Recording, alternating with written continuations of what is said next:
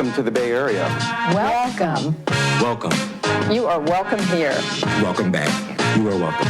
Bienvenidos a San Francisco de nuevo y el área de la bahía los espera con los brazos abiertos. It is fitting and deeply inspiring that advocates, researchers, and survivors will return to the San Francisco Bay Area for the first time in 30 years for the 2020 International AIDS Conference. Returning the conference to the Bay Area has been a dream of mine for many years. As an early epicenter of the epidemic, none of us were untouched by the devastating toll of the AIDS crisis. In the years since, our cities have emerged as hubs for HIV/AIDS research, innovation, and activism. One of the things I love most about the Bay Area is its long history in the fight against HIV and AIDS. I worked on the conference in 1990. That conference was held at a time when tensions between the activist community and the scientific and pharmaceutical industry were really kind of at their peak. This is San Francisco and Oakland. We protest, and we definitely speak up. So it'll be interesting to see what sort of stances that people take around different issues that not only affect just our local community, but also the global one as well. HIV is a virus. Viruses don't respect geographical boundaries. Jumps all over. Yeah, I think one of the opportunities for this conference is about bridging false divides.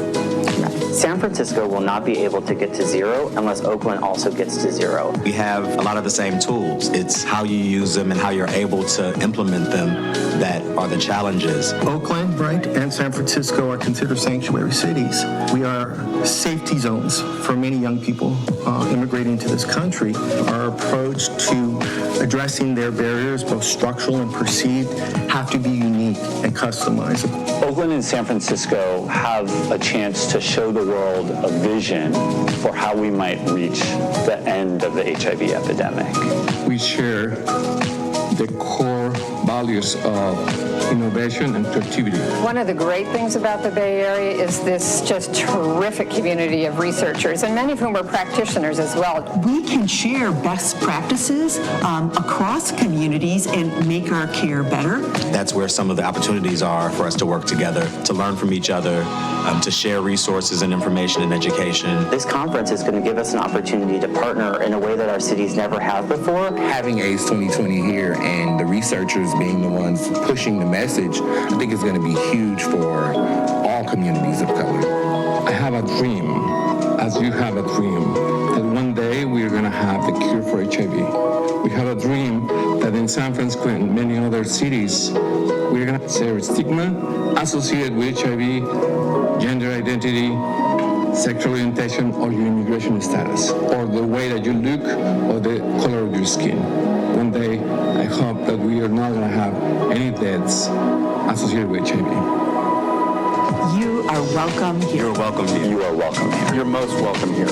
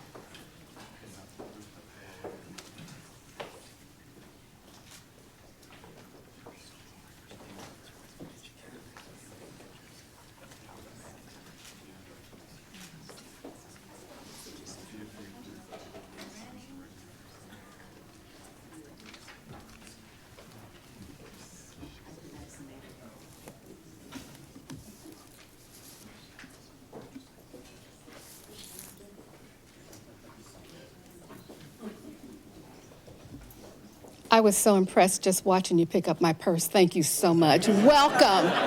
I'm his caregiver for many years. I know what that means. And that's a good representative. Thank you. Well, sir, welcome everyone. Welcome. Did you enjoy the video? Thank you. It is truly an honor to have all of you here today to kick off the 23rd International AIDS Conference, otherwise known as AIDS 2020. Looking at this room, seeing all of your beautiful, fabulous faces, I am so proud.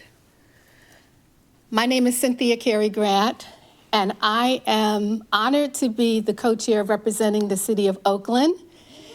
Yeah, woohoo, yes, you can do that. And this lovely lady is my partner in crime, Dr. Monica Gandhi, representing San Francisco. So right there, you have some history. First of all, for the first time, the International AIDS Conference will be held in 2 cities simultaneously. And that's incredible. And we have many people joining us today. We have clinicians. We have representatives from advocacy groups and community leaders and members of our local planning committee. And what I think is really extraordinary and a testament to the commitment of our 2 communities is the fact that we have local representatives from legislative officials, from all levels of government. We have mayors. We have incredible partnership here today. And you're going to get to meet all of them, but I would be remiss if I don't at least point out a couple. One, I want to say thank you, Speaker Pelosi, for being here. We know what you're doing.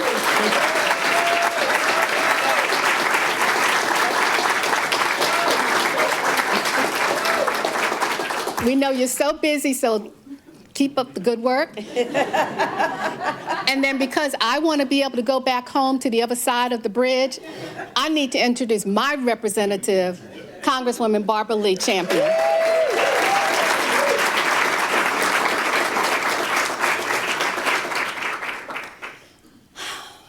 And then to all of the representatives in the front rows, thank you. Together, we are going to do fantastic things between now and July for the International AIDS Conference in Oakland and San Francisco. And you demonstrate your strong political commitment in every ways, every day, but you have done so for this issue, which has been very, very important for us. Monica and I are honored to be co-chairs because we know we're not alone in this. We are together with all of you, and all of us have played a role in bringing the 23rd International AIDS Conference back to the Bay Area. You know what? I believe that's, thank you. I believe that's my phone. I'm so glad, because, you know, no, seriously, this is real life, and my getting here was a testament and resilience to the theme. So, yes. So let me just tell you briefly about AIDS 2020, and then I'm going to move aside. AIDS 2020 is the largest conference on HIV and AIDS in the world, attracting more than 20,000 people. It's like the Super Bowl. It's like the Olympics. And this is why we should be so excited. This is the Olympics for HIV and AIDS right here in our community. And it's back. It's back since, when was, I'm sorry. 1990 years ago. Great, 1990. Since 1985, though, the International AIDS Society has been presenting these conferences. And it's been a long time. And I was speaking to someone in the back talking about how if you had said that we would still not have a cure back in those days, by the time we reached 2020, people would have said, no way. But we haven't. However, we're on the way. And resilience is what brings us there. So I'm going to end it here. I want to mention one thing, excuse me. I want to tell you that one of the things that we are doing with this conference to make sure that we get a larger number of people who normally might not be able to participate in an international conference like this, and particularly young people, young researchers, young activists, and people from all over the world, is that we will be increasing our scholarships. And you're going to hear more about that, but we're very excited about that. And now I'm going to turn it over to Dr. Gandhi to talk to you a little bit about HIV. Thank you. So good morning, friends, colleagues, distinguished guests, elected officials, members of the press, and can't say enough, Madam Speaker and Congresswoman Barbara Lee, we are so grateful to you for coming. You've been such champions of HIV from the beginning, and Congress is really busy right now doing some super important, like life-changing things for all of us. So what an honor to be here with you all. In 1996, as I was finishing medical school, I just made a beeline to San Francisco because I knew this was the place that healthcare has always been considered a human right, and there's no better place with such a strong history in the fight for justice and equality to realize this than in the Bay Area. Cynthia and I are very honored to welcome thousands of people from all around the world for AIDS 2020 that will be held on July 6, 2020. And it can't be said enough, as Cynthia noted, that the teams behind AIDS 2020, and there are many, are unequivocally united in our commitment to champion the needs of those historically silenced and ignored, to underscore how the face of HIV is changing, to re-engage political leaders and funding networks to promote intergenerational, intercontinental, and interdisciplinary partnerships. And I want to pause for a minute and say why this has to happen in our two cities and why this is the perfect place for this to happen. The conference was first held here in a tumultuous time in the epidemic's history. In 1990, the death toll was high. There was no effective treatment. People were dying. Fear and stigma was driving both policy, and it was also driving how we embarrassingly, as practitioners, treated people. This conference was co-chaired by Dr. Paul Voberding, who I want to give a nod to, my esteemed colleague, so 30 years ago.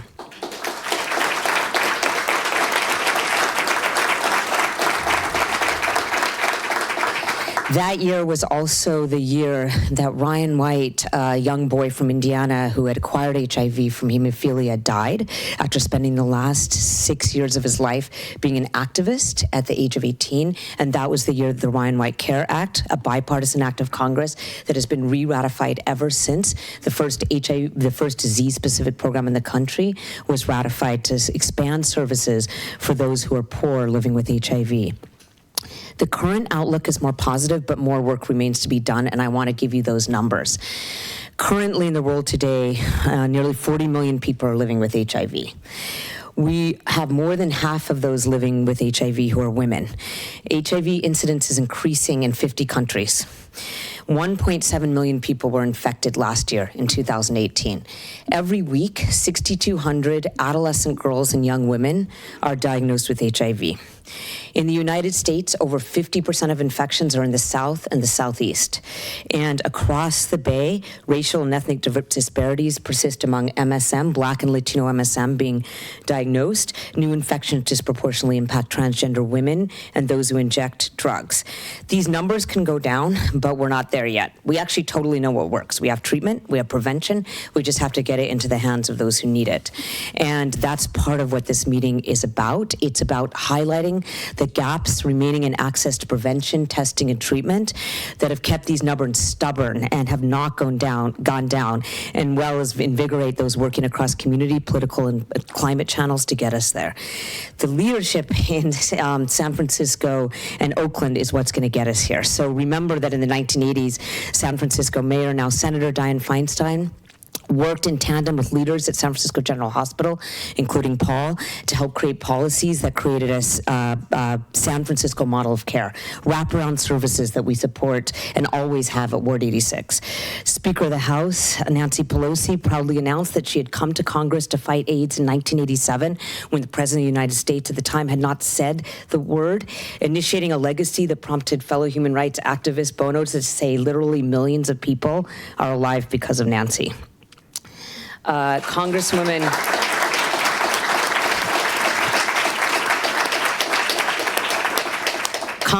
Barbara Lee co-founded and co-chaired the Congressional HIV/AIDS Caucus, and she's authored or co-authored every major piece of HIV/AIDS legislation since she arrived in office.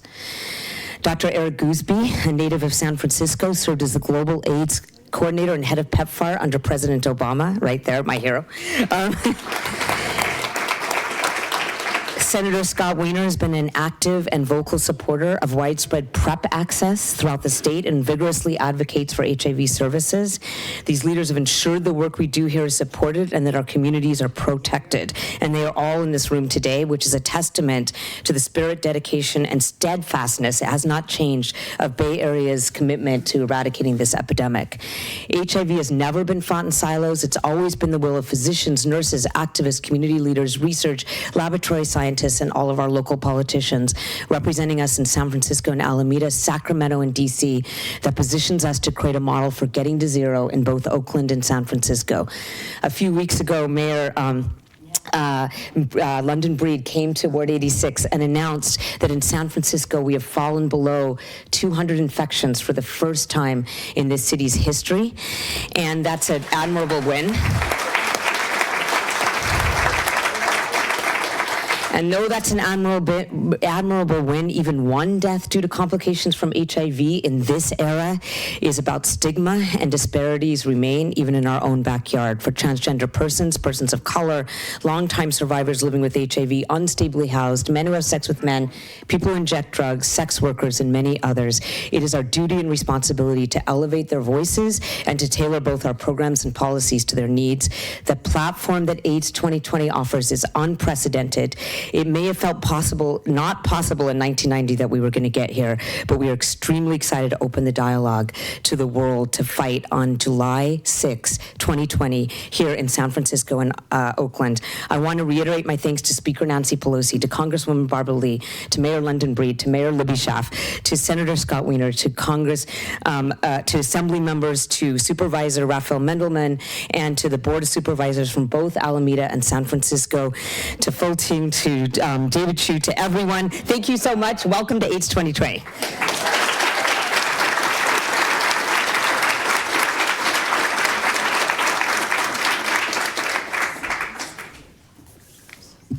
Shana Tova. Hello, thank you, Cynthia and Monica. My name is Hauge Yang, and I'm the head of the local office for AIDS 2020. And I'm not going to run down all the thank yous because I think Monica and Cynthia have done that. But I just wanted to say it really, truly takes a village to host AIDS 2020 in both San Francisco and Oakland. And all of you, every one of you that's sitting here has played an incredible role in helping us to make this a success. So we're really excited to continue that partnership and work with you. I want to take this moment to thank our corporate and foundation sponsors who are supporting AIDS 2020, some of whom are with us today. In addition to their commitment to diversity, inclusion, and social justice, many of these sponsors have been contributing to the HIV/AIDS response for decades. I worked for Levi Strauss & Co. for 13 years, and they were one of the first to really address this epidemic. We hope that other companies will look to them as examples and provide the financial resilience needed to end the epidemic. So our special thanks to our major industry sponsors, Gilead Sciences, MSD, and ViiV Healthcare. Our corporate diamond sponsors, Chevron and Kaiser Permanente. Our silver sponsors, Levi Strauss & Co. and Wells Fargo. Our bronze sponsors, Twitter, the San Francisco Giants, in partnership with the Oakland Athletics. Can I have representatives of these companies please stand up so we can give you a round of applause?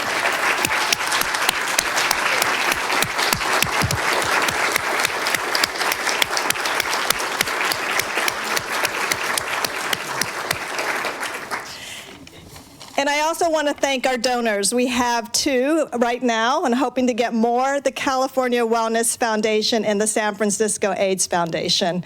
And a special shout out to my friend Joe Hollandona, President and CEO of the foundation, because he and his team have been so incredible for all their support. So thank you, Joe. As AIDS 2020 builds momentum, I want to give you a preview of what you can expect over the next few months. We are excited to announce that registrations opens tomorrow, October 1st, yes.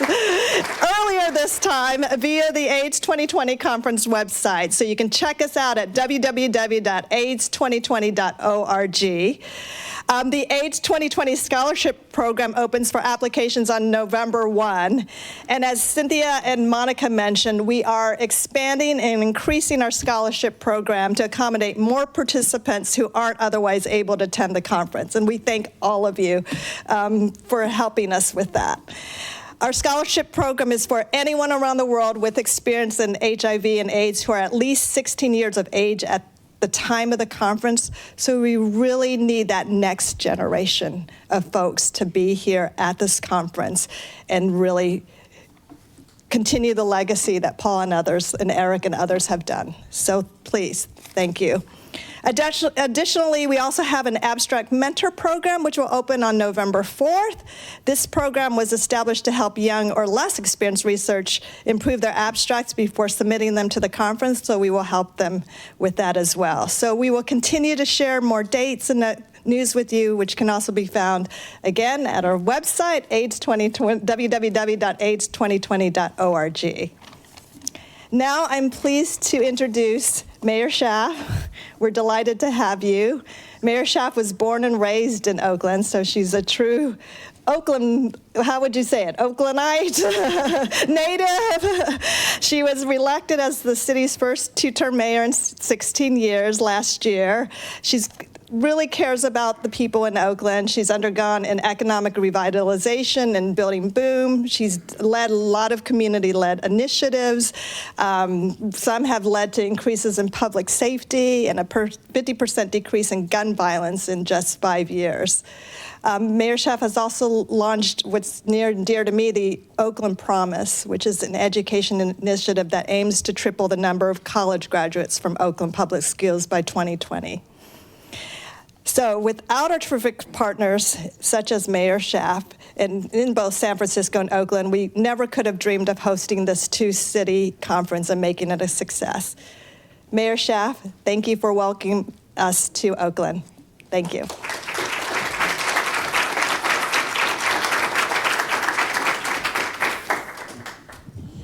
I know, I just have to acknowledge there is a lot of girl power in this room.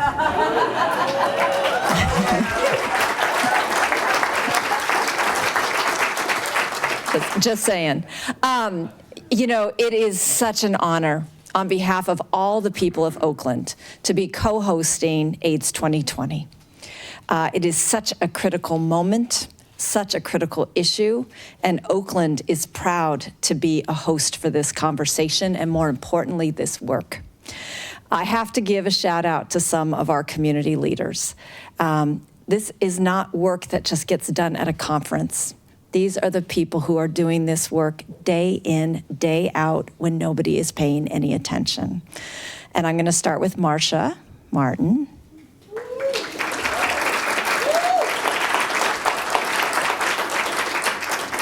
She convenes so many community discussions about HIV. She's been pushing our fast track status. She has been sponsoring the Health Pavilion and Testing Lounge at our annual Pride celebration. Just someone who has been doing this work forever and ever, and we appreciate you so much.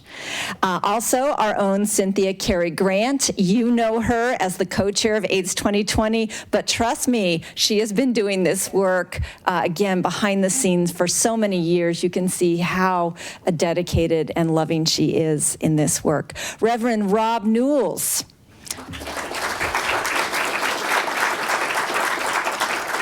He's a co-chair of our local planning group, executive director of AIDS Project East Bay, and again, just leading really critical conversations with our faith community. And speaking of our faith community, want to recognize the NAACP and Gilead Sciences. They have been convening faith leaders with also a lot of huge leadership from Allen Temple Baptist Church, especially Gloria Caldwell, for work in this community. And then, of course, Alameda County has really been a leader in helping to rethink our local AIDS response. And then we can't clap for this woman enough. Our Congresswoman, who has been such a leader on this issue since the moment she walked into that crazy town of Washington, D.C. Barbara Lee, you have been a global leader, and you have made Oakland so proud with how you lead with your values every day. Thank you.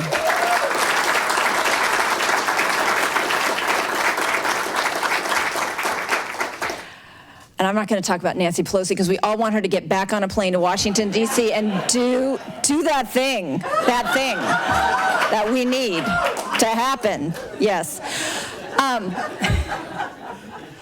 I hope the world is inspired by the fact that this is the first time in the history of this conference that two cities have reached across the bay to join hands towards our mutual goal of the 3 zeros.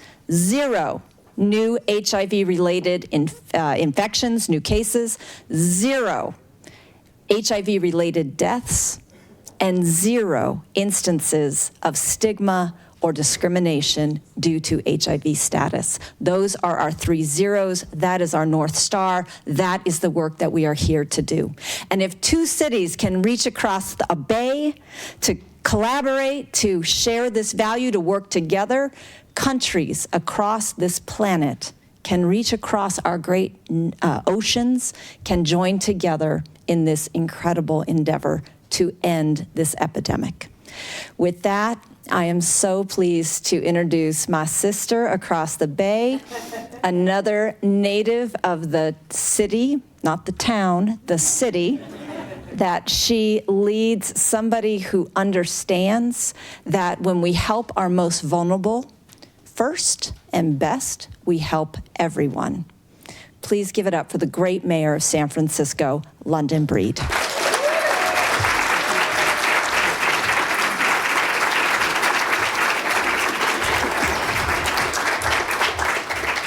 Girl power at its best. I'm looking at the boys because I want you to know we need you too. So don't worry.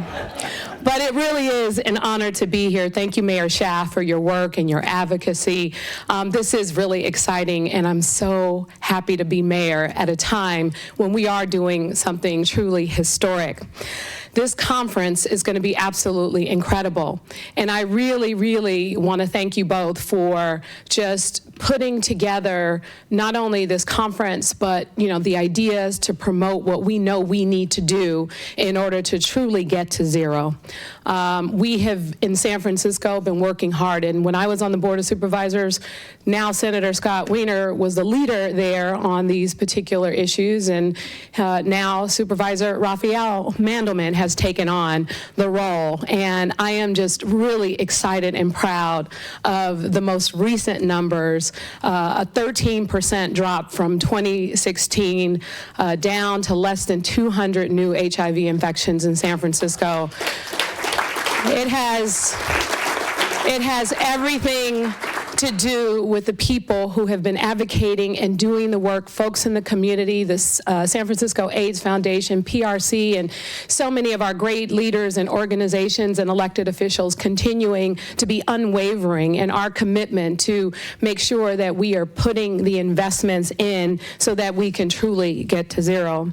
I'm really proud of the work that the Department of Public Health is doing with UCSF and their their work and continuing to do the research necessary to find various options and cures and other things. That work is still needed desperately so that we can truly get to zero. And I know that even though we have something to celebrate in San Francisco, our work is not done, especially when we know, as mentioned before, we see the disparities, specifically in the African American community. And even though we've been able to make tremendous gains, we know that with the new HIV infections of African American men and women in San Francisco, there's a real disparity.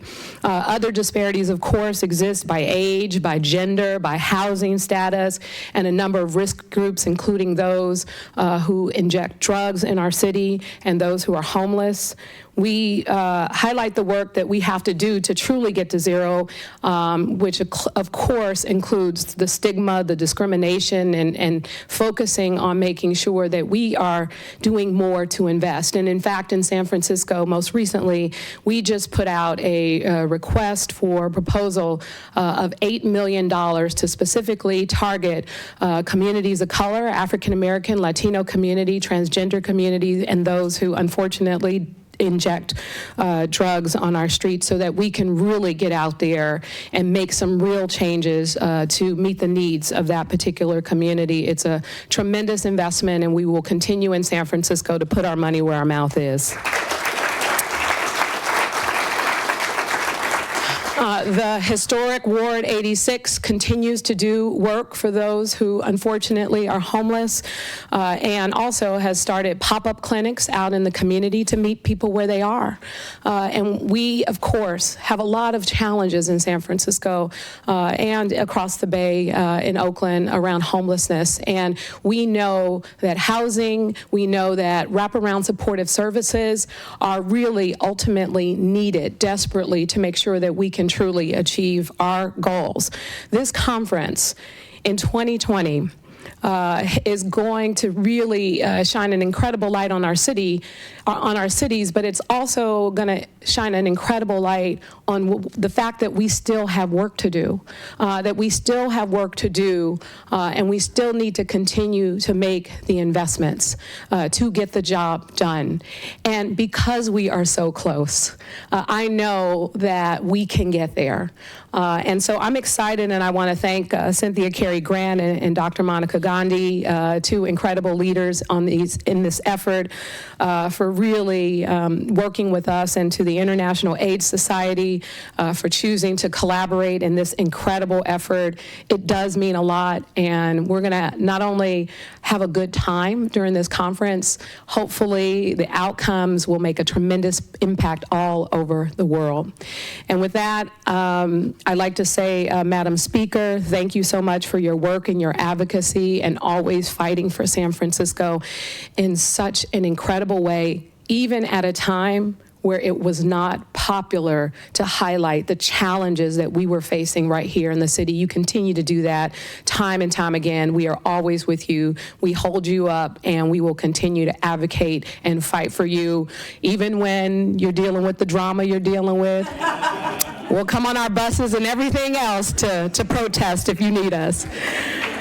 Our next speaker has been a tireless advocate related to issues of HIV funding, and what was said earlier about as soon as she hit the streets of Washington, D.C., she has not only been a sponsor and co-sponsor of every piece of legislation around HIV AIDS in Washington, but she has been a real leader and advocate. She has just been, I think no one is more excited at this conference, because a couple of years ago, you mentioned to me, like, this is what we need to start doing, and this is what we need to do. And then last year, you got really excited when you found out that this was going to happen right here in San Francisco and Oakland. And I'm just really grateful for your service, your advocacy, and your leadership. Ladies and gentlemen, please welcome Congresswoman Barbara Lee.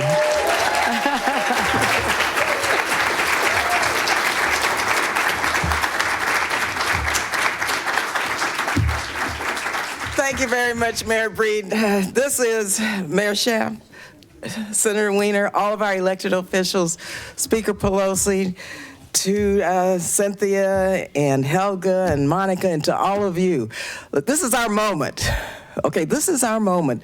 And I am so proud of the fact that this partnership between Oakland and San Francisco, with you two great women leading it. So I know it's going to be successful. It couldn't be held at a better time. And so thank you all so much. Let me just say a couple of things. First of all, I'm going to take a moment to introduce Speaker Pelosi, but I just want you to know I see her each and every day with this drama. And she handles it in a way that is magnanimous. She not only is leading the charge to protect our democracy at this defining moment, but she's also making sure that we continue to work for the people. And so here she is today, rolling out our International AIDS Conference, and that's what you call working for the people not only of our region, but of our state and of the planet. So thank you, Nancy, so much. Now, let me just go down very quickly memory lane, and I just want to first start out by saying, when I was elected, Ron Dellums, and I have to call his name this morning, and Marcia, Ron and I talked early on, and I went over to his house, and we sat in the kitchen, and we talked about what was going on in Africa, but also about what was going on in America, especially in the African American community as it relates to HIV and AIDS. So we brainstormed. You would not believe, you knew Ron, how he brainstormed. And we came up with this notion of an AIDS Marshall Plan, which ultimately turned into the framework and the legislation for the Global Fund. And then Speaker Pelosi then was on the Appropriations Committee, and I was on the Banking Committee then, and we couldn't we got the bill signed into law by Bill Clinton, and it was called the Global AIDS, Tuberculosis, and Relief Act of 2000. And we tried to get a couple $2 billion into that fund, but we couldn't. Things were going on toward the end of President Clinton's term. But Speaker Pelosi got us $20 million to start it. And that was the beginning of the Global Fund. And so now we see a Global Fund which really has saved millions and millions of lives. And so I just want to thank you again, Speaker Pelosi, for that, because we did the authorization, myself and Congressman Jim Leach. It was bipartisan. We've kept our overall response bipartisan. And we were able to begin that effort in 2000. But a couple of things with regard to the conferences. This is really like a dream come true. Going back to Toronto, the International AIDS Conference, I've been to each one except Australia since 1998. There was an AIDS conference in Toronto, and Julian Bond was there, and the NAACP, because I was constantly talking about, and Ron and I talked about this, why we should not separate our domestic response in terms of prevention, care, and treatment from the international. This is global. We're part of the global family. So I went to the NAACP and I said, look, we've got to get the African American community into the mix, and as it relates to the international, the global pandemic and conferences. So Julian Bond led the NAACP to Toronto, and we talked then about the importance of making sure that this is seen, like we're doing now finally, as a global epidemic, both in America and throughout the world. And we talked about that, and we signed a pledge. And I said, you know, we need to have an international conference in the United States. And I got back, and my staff member, Christos, he said, Congresswoman, we can't do that. I said, why? He said, the travel ban. I said, oh my God. I said, no way.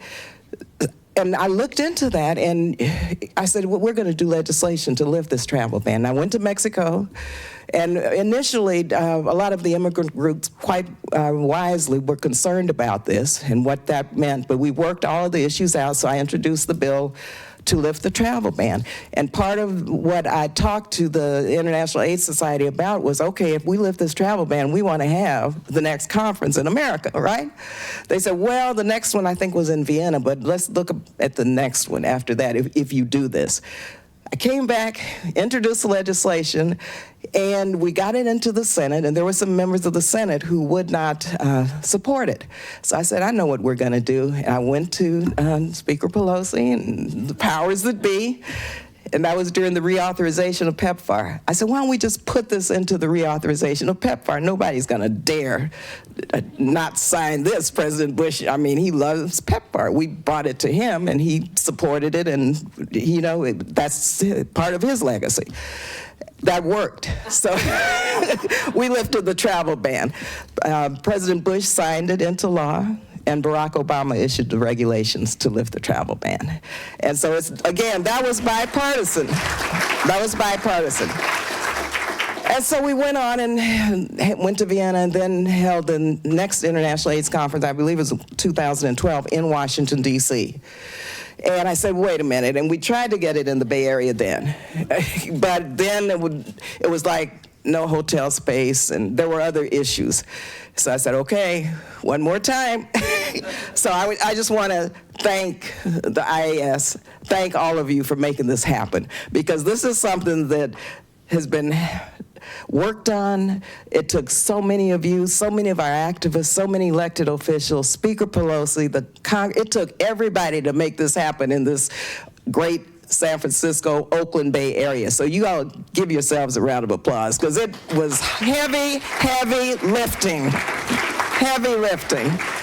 So now let me just bring up my colleague, your representative, my speaker, Nancy Pelosi. And I have to say a couple of things about Speaker Pelosi very quickly. But when I went to Durban, to the International AIDS Conference. When was Durban? 2000? And I was in session, and of course I didn't want to miss votes. But Nancy said, oh, go on, go on. I said, yeah, but I don't want to miss votes. But I went anyway. I said, okay, I'll go for 24 hours, because she knew of my passion, my interest, and what we were doing with the Global Fund. And so I went for 24 hours. And when I was there in Durban, it was unbelievable. President Mandela, some of you may have been there, the yellow T-shirts. What did it say? I am HIV, I have HIV. And it was like coming out. People were beginning to talk about it, beginning to really recognize the devastating nature of the pandemic. The press was there. The world was focused on Durban. And when I got back 24 hours later, I went to the floor and called a special order. Speaker Pelosi was on the floor, and they had just cut $45 million from the AIDS budget. And she had an amendment to restore that to $45 million. She said, well, you just came back here, take it. Let it be your amendment. I did. I took the amendment, and it passed on a bipartisan basis, and it was restored. We restored that $45 million into the AIDS account right after the Durban conference. But that shows you how public awareness, timing, and strategic kind of legislative efforts, thanks to Speaker Pelosi, succeeded.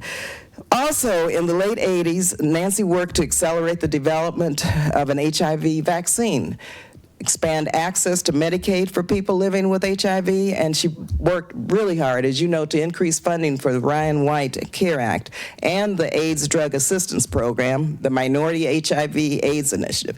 She also introduced the AIDS Opportunity Housing Act, which led to the housing opportunities for people with AIDS, HOPWA, which my church, I'm very proud of, Allen Temple Baptist Church, has a program, a HOPWA-funded program. It's essential in terms of being a lifeline for people with HIV and AIDS. In 1996, Nancy successfully spearheaded the passage of legislation designating San Francisco AIDS Memorial Grove. And it's beautiful, I tell you, located in Golden Gate Park, which is really a national memorial now. In 2000, she led the effort on the House Appropriations Committee, again, as I mentioned earlier, to provide the first U.S. contribution to the Global Fund to fight AIDS, tuberculosis, and malaria. And she has continued this work day in and day out in spite of all of the challenges of keeping our system of checks and balances intact. So thank you, Speaker Pelosi, for being home, for doing the work.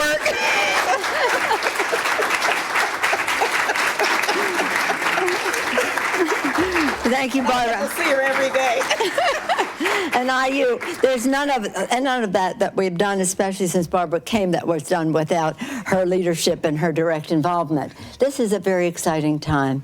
Madam Mayor, Senator, Assemblyman, Supervisor, Raphael, to all of you, for me, it's a very emotional time because I was at that conference 30 years ago, and never would I have believed at that time, as you said, that if they had told me at that conference at that time that 30 years from now we would still not have a cure, I would not have believed it. So let me just share some thoughts with you in light of the time that has passed since then. Cynthia, good luck to you and to Monica and the great work that you are doing, Dr. Gandhi and Cynthia Cary Grant. Helga, good. Where are we, Helga? Thank you so much for that.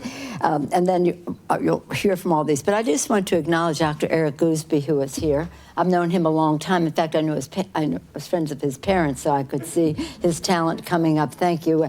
As a former head of the Global AIDS initiative, but also for all the work that you've done in this regard. And Paul, that's an applause line.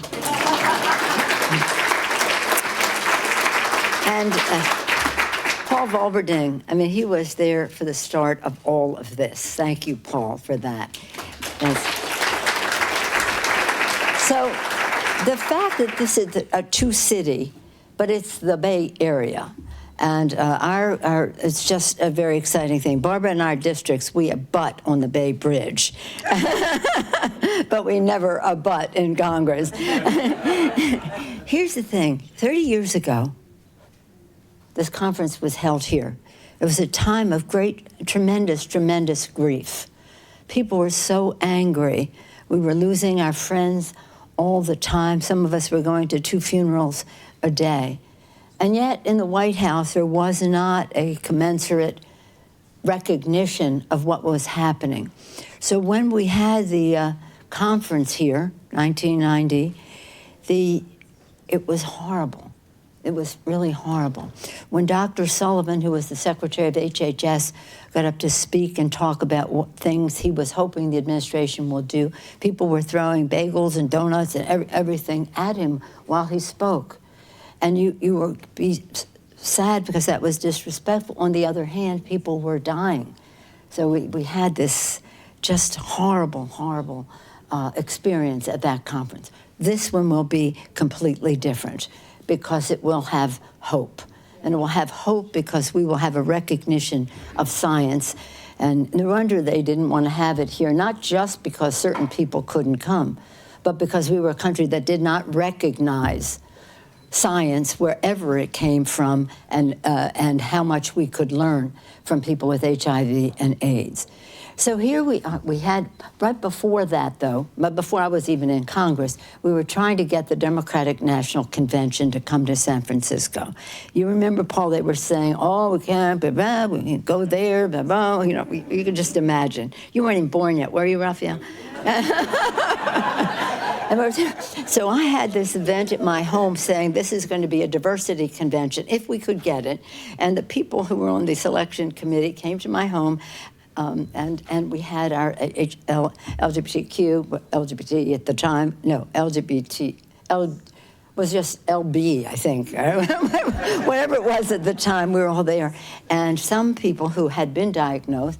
And so I said to them, what we're going to do when this committee comes, we're all going to go to the table sort of casually at the same time, meander up to the table, and then I and some others of us will join you, HIV positives, in dipping into the guacamole at the same time and enjoying our carrot stick, so that they knew that we did not have any fear of HIV AIDS and that the convention was appropriately come here, which it did. But we had to overcome that discrimination or that fright. Let's not even say it was discrimination, just fear. And we thought by example we would do that. So then I go to Congress and they say to me, and this is so self-serving. Let me put up the self-serving sign, Madam Mayors. This is so self-serving. They said, when you go there, the people said, when you go and you're sworn in, don't say a word. Nobody wants to hear from a new member of Congress. Don't say a word. You get sworn in, you just say, yes, I do support and defend the Constitution of the United States from all enemies, foreign and domestic, just as a reminder.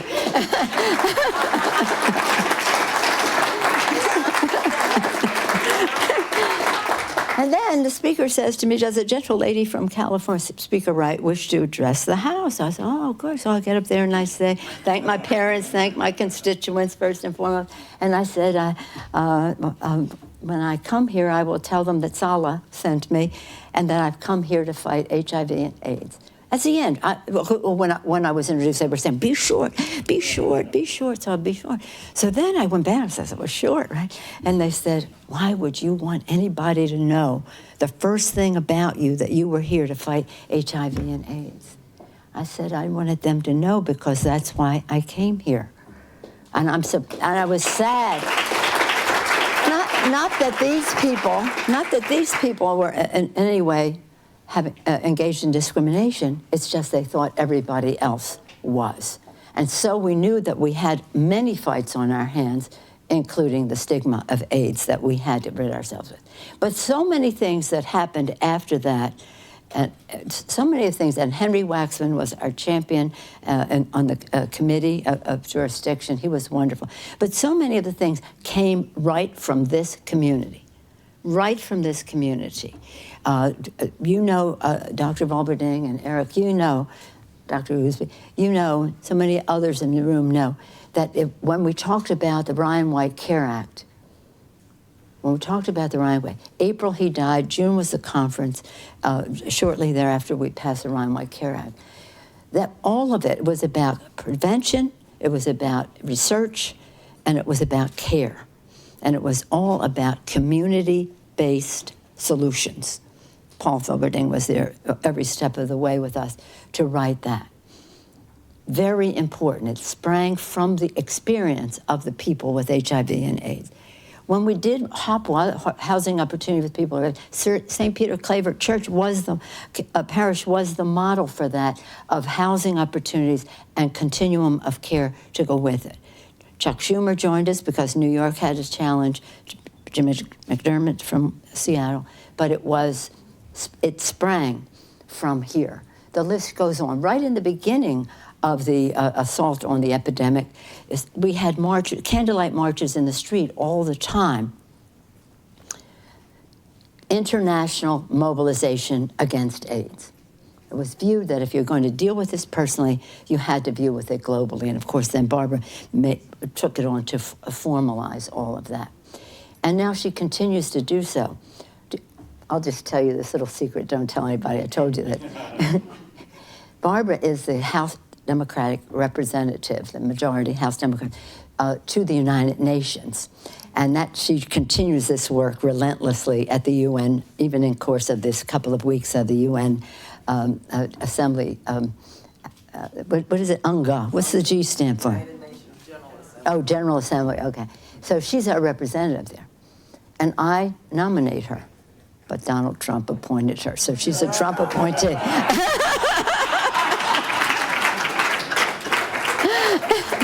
But in any event, so many things along the way sprang from what is happening in Oakland and San Francisco and places across the country based on the experience. Dr. Steve Morin was so much a part of our staff at that time, taking the local, the personal into it. So we went from a time where we were having meetings in our office on a regular basis with people who were diagnosed with HIV and AIDS, and they would come in and see if I could get a drug in Spain or this, you know, all that kind of thing.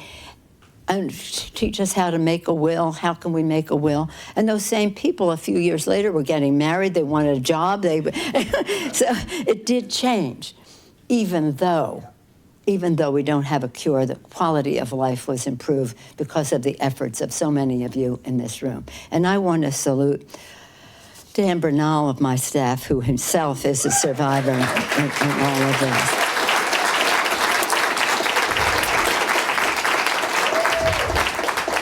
Thank you, Dan. So along came George W. Bush. And Barbara knows that we had wanted to have this PEPFAR initiative. He wanted, I said, nope, no photo ops without big PEPFAR. a little PEPFAR, we're a big PEPFAR. And to his credit, he was a champion of it. He has been loyal to it. To this day, he and Mrs. Bush still, they have taken it now to another place, including women, the cervical cancer diagnosis. So we had the red ribbon and the pink ribbon with them in that regard. Barbara and I visited Africa to visit some of the clinics. Remember after Darfur when we went to the clinics, and people there said before PEPFAR, they couldn't even admit to a family member. They would never go to a clinic for care because there was no solution for them. But once there was an answer, that changed everything. And that's what you all have been about, an answer that gives people hope. So when this conference comes, we had at the beginning of it all, so much sorrow, so much grief, and we're still sad, but it was so much hope. And the prevention issue as the mayor's described, and Barbara knows so well, prevention.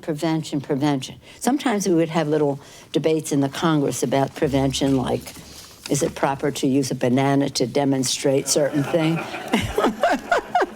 Remember that?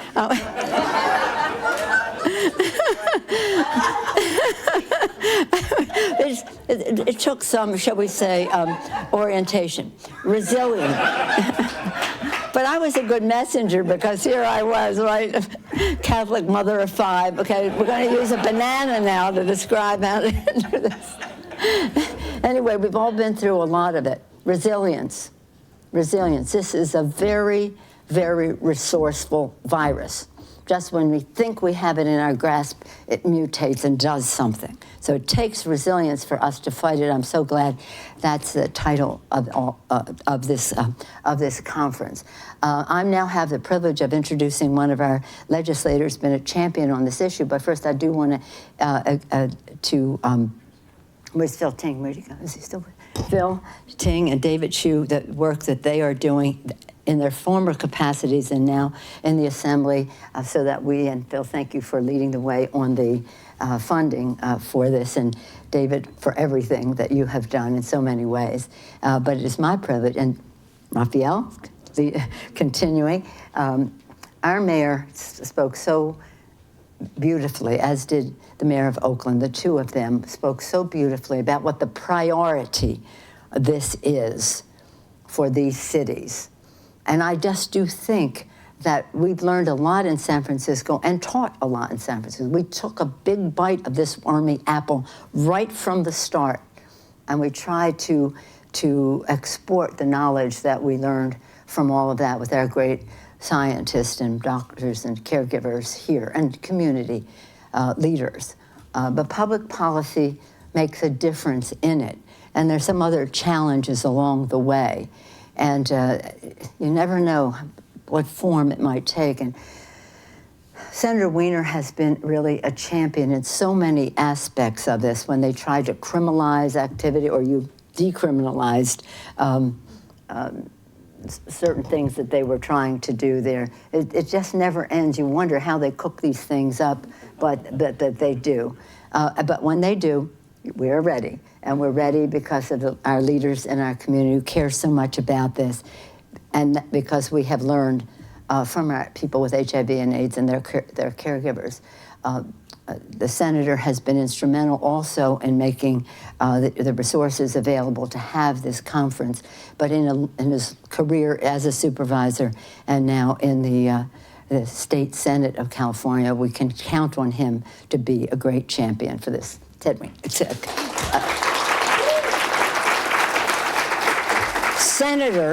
Senator Scott Weiner. Thank you, Senator.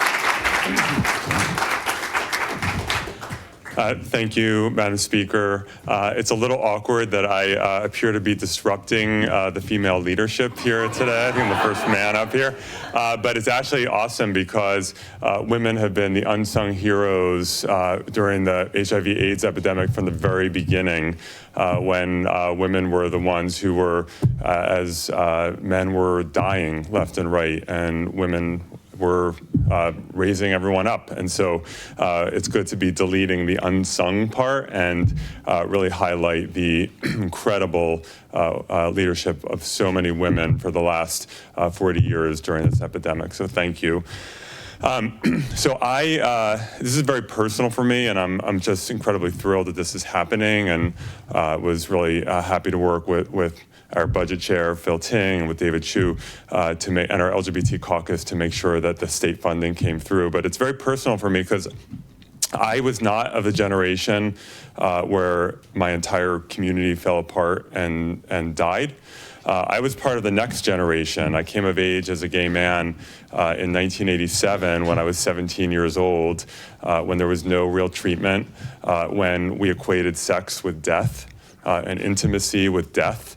And the scarring that happens for so many people who go through that experience, and seeing people dying, and seeing the people who are supposed to be your mentors and the leaders in the community getting sick and dying. And so it is very personal for me, and that's why I've fought so hard locally and at the state level to make sure that we're not criminalizing people living with HIV. And Congresswoman Lee has been an international leader on decriminalizing HIV, and she helped us a lot when we did it here in California. And we've made so many strides when we look at the collapse of infection rates in San Francisco, when we look at our ability to expand access to PrEP, and we do have a bill on the governor's desk now to allow pharmacists to provide PrEP and PEP without a physician prescription, so fingers crossed on that.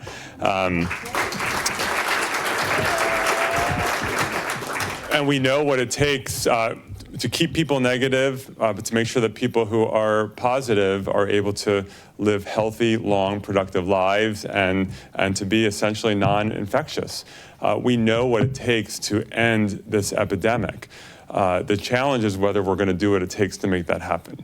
Because as much success as we've had here in San Francisco and parts of the Bay Area, West Hollywood, a few places, it's still the case that in large majority of California, it's hard just to get an HIV test.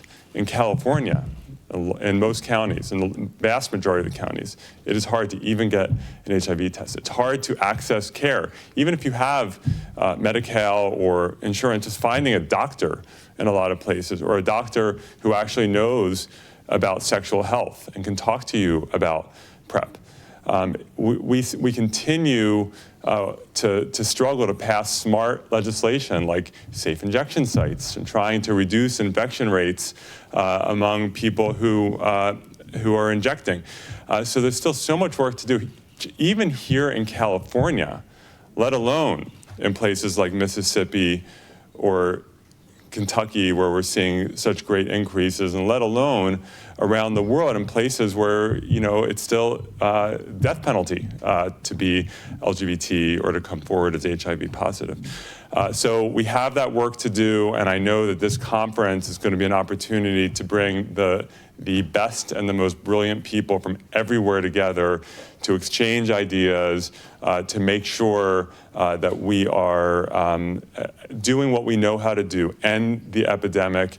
Everyone should have access to PrEP and every other prevention tool. When people test positive, immediately getting them into care. Stop with the kicking people off of healthcare. It's another thing we're doing in this country. And let's end this epidemic. And I think this is going to be a big step there. So with that, I want to bring up my colleague, Phil Ting. When we decided we wanted to really prioritize this funding for the conference, we went to Phil, and he's one of the powerful ones in the Capitol as budget chair. And he didn't blink. He said immediately, whatever we can do, and he played a key role in making it happen. So Assemblymember Phil Ting.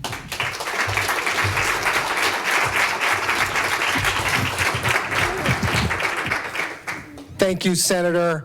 Let me just thank Cynthia and Dr. Gandhi for their great leadership. And you heard from our fabulous speaker and Congressman Lee about all the work that has really been done for the last 30 years. And of course, our two fabulous mayors, Mayor Breed and Mayor Shaft, and their incredible leadership to really highlight what's going on in the Bay Area, which is where it all started. And it makes sense that this conference is coming home to the Bay Area to really talk about many of the things that we've been able to do right. But I think Senator Wiener really set the stage very well in that there is so much more work to be done. We have so many communities who have not been heard. There's so many communities that still, this is a stigma. There's so many communities where, again, they're not getting the help that we need. And that's really what this conference is all about. It's making sure that we are being more inclusive. We are reaching out further, reaching out deeper, doing so much of the work that has been done for the last 30 years, not repeating it, but just making sure that we are spreading that knowledge, spreading that wisdom to so many places that it really hasn't hit. So this year, when we were able to work in the legislature along with my colleague, Assemblymember David Chu, and working with Senator Wiener to make sure that we were also able to help out with some funding for the AIDS conference, to make sure that there are scholarships to people who wouldn't be able to attend, to make sure that there is necessary infrastructure. I think the three of us were very proud to really help play a leadership role in that. But that's not only where the focus has been. We also set aside $15 million more to make sure that we're doing more outreach and prevention around STDs, around hepatitis C, as well as with HIV, knowing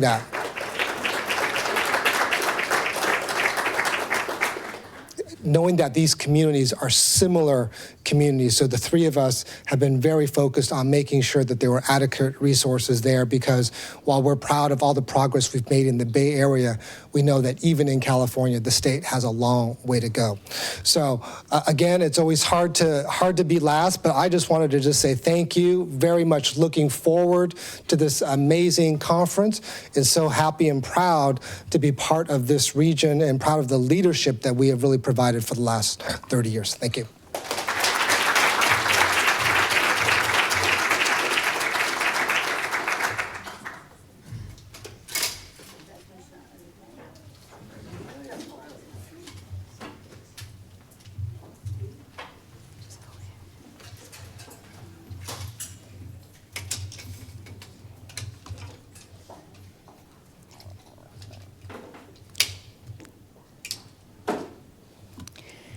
AIDS 2020 is a call for resilience. 30 years ago, the International AIDS Conference was held in San Francisco. It was 1990, and San Francisco was being devastated by HIV. Thousands of people were diagnosed and hundreds of people died in the absence of effective treatment. That same year, HIV spread rapidly across sub-Saharan Africa. The numbers spiked among women and people of color, and scientists began to wonder whether HIV could ever effectively be addressed. At that moment of extreme peril, scientists and people living with HIV confronted political and public health leaders as a united front in San Francisco to demand answers. The upwelling of solidarity and commitment at AIDS 1990 forced the world to see the reality of what was happening to people who were ignored and dying of AIDS-related causes. And on another note, it was during that time that Congresswoman Lee and Congresswoman Maxine Waters declared that HIV and AIDS was a state of emergency in the African American community. Today, as the global health landscape transforms, we find resilience that has taken us this far is being tested. For example, in the southeastern part of the United States, it is still extremely challenging for people living with HIV to get the care and the treatment that they need. So we must come together and make common cause with other health issues while holding on to the key attributes that have made the HIV response so unique and successful. We must push forward integrated care and prevention approaches that will work for all people living with and at risk for HIV.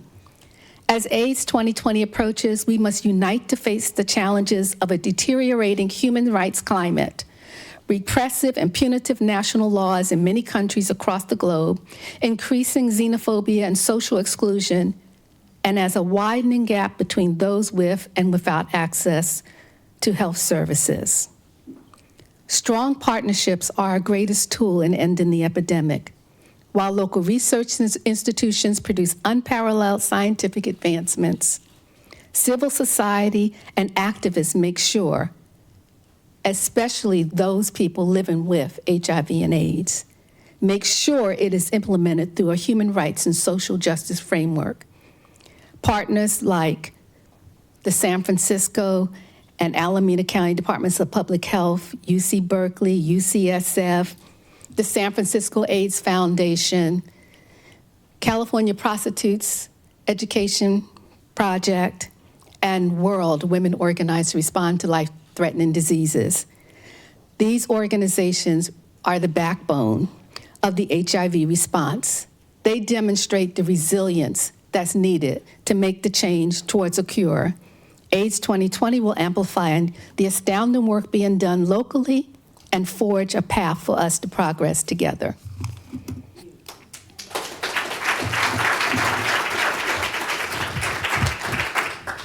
So today we do announce this Profiles in Resilience project. This project was inspired by the extraordinary work individuals and communities are doing to end the epidemic, and this project is a celebration of the people behind the movement. Bay Area artists have been commissioned to create pieces of art that will feature the unique stories of individuals from around the world who are living with HIV and those affected by the epidemic, including clinicians, activists, and community members. By pairing AIDS activists with local visual artists, beautiful, diverse works of arts will be created, and in celebration of the very people and stories that are part of our history, today we want to share the first step in the Profiles of Resilience campaign, this campaign poster. So it's analogous to a skyscraper and the builder. And the builder starts with nothing but a vision and then an empty plot of land. And then the builder can't build a dream without the help and collaboration of others and must use scaffolding to support the dream as it is built. Day after day, until eventually a beautiful, shiny skyscraper becomes a part of the skyline for the whole community to enjoy. We are all builders in this movement together, and we are all building our own skyscraper. Each month leading up to AIDS 2020, a new profile will explore key aspects of resilience, resilience in science, resilience in policy, resilience in financing, resilient communities, and resilient individuals. And every month we'll offer the world a view of what's been happening on the front lines. We hope that you'll find inspiration in this campaign and those who are featured in it. Be inspired by the activists pushing for the political and social change that we need. Be inspired by the community of HIV survivors who continue to share the stories with us all. Be inspired by the groundbreaking research coming out of our own backyard. But don't stop there. Be a builder with us. Take your inspiration and turn it into action. Educate yourself and others. Fight for fair access to health services. Advocate for policy change. Register for AIDS 2020. Honor this community's resilience by working until the last day of the epidemic has come and gone. Thank you so much for joining us all this morning. We can't be in this fight without you. Thank you.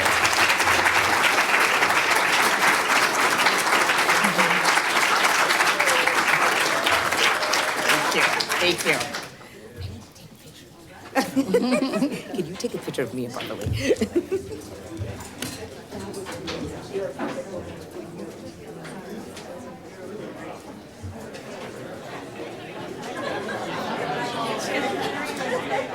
And then I'll take a picture with you and I'll